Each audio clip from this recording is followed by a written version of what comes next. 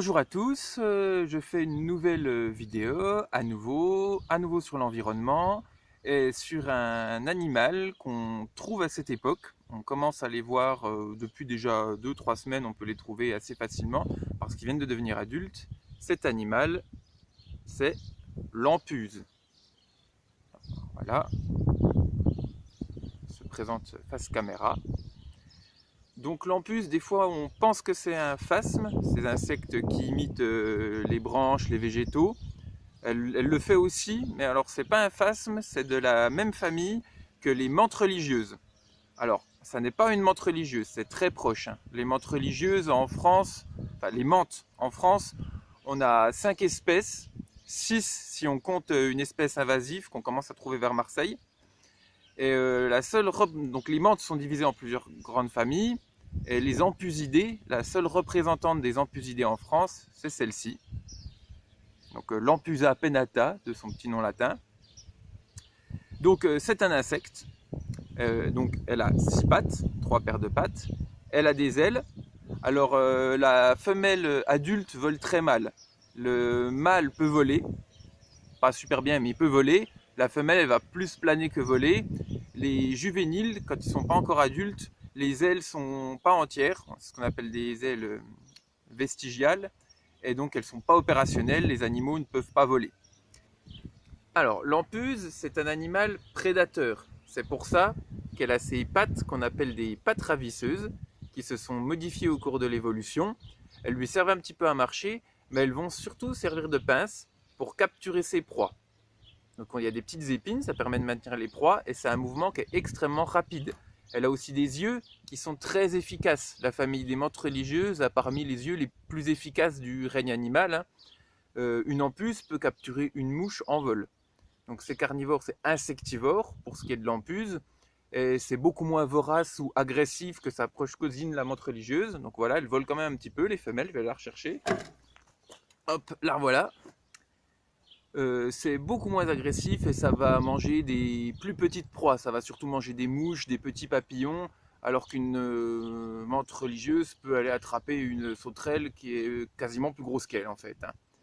Donc un animal prédateur grâce à ses 2 pattes ravisseuses.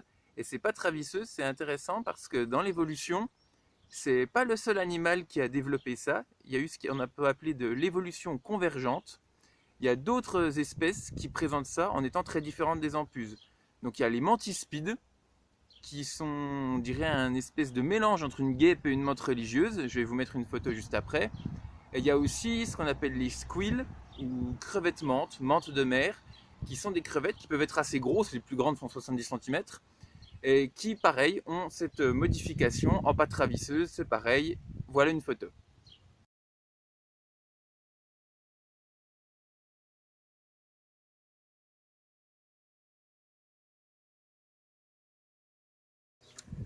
Alors, les empuses, pour se reproduire, à la différence des menthes religieuses, elles sont quand même beaucoup moins cannibales. Il y a des mâles et des femelles.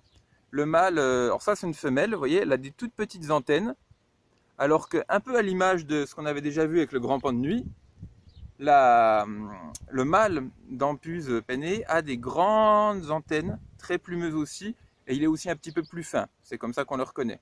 Alors il va monter sur la femelle, ils vont s'accoupler. Il n'y aura pas forcément de cannibalisme comme chez la menthe religieuse où c'est presque systématique. Et de toute façon, elles sont très peu cannibales. Là où des menthes religieuses qui se croisent vont se jeter l'une sur l'autre pour essayer de se dévorer, pour se battre, c'est pas du tout le cas chez l'empuse, hein, elle est beaucoup plus calme. Donc une fois qu'il y a eu accouplement, l'accouplement il arrive à peu près à cette époque de l'année. La femelle, elle va pondre ce qu'on appelle un oothèque. C'est un ensemble, on dirait un peu du papier cartonné, comme du papier mâché une fois que ça a séché, qui va contenir les œufs, entre 20 et 40 à peu près chez cette espèce. Je vous mettrai une photo, donc hop, un oothèque, c'est ça. Ça va être pondu dans les herbes hautes, sous des pierres, un endroit où il fait assez chaud, et ça va mettre environ 1 mois et demi, 2 mois pour éclore. Donc les bébés vont naître dans l'été, ils sont tout petits au début, ils vont grandir en faisant des mues successives, et la particularité de l'empuse, c'est qu'arrivé à la fin de l'automne, elle aura atteint le stade qu'on appelle un diablotin. Donc un diablotin, c'est ça. Le diablotin, il va passer l'hiver sous cette forme-là, il va se cacher dans les massifs de plantes assez denses pour échapper au froid, trop intense l'hiver. On en trouve quand même surtout dans les régions chaudes, hein, des empuses. Et il va passer l'hiver sous cette forme-là. Et au printemps, quand il va commencer à refaire chaud, il va redevenir actif, il va recommencer à s'alimenter et il va faire sa dernière mue, la mue qu'on appelle la mue imaginale, pour devenir un mâle ou une femelle adulte. La reproduction va commencer et le cycle recommence. Là, c'est un animal, contrairement à la plupart des insectes qui passent l'hiver chez nous sous forme d'œuf, toutes les autres espèces de menthes passent l'hiver sous forme de tech, et ben pas chez l'empuse. C'est l'individu subadulte qui va passer l'hiver. Donc c'est un petit peu la particularité de cette espèce-là.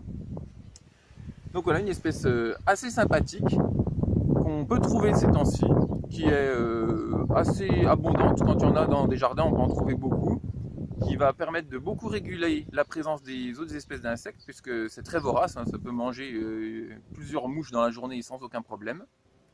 Et c'est absolument sans danger, vous avez vu quand elle est sur ma main, bon là elle a redémontré qu'elle pouvait un petit peu voler quand même.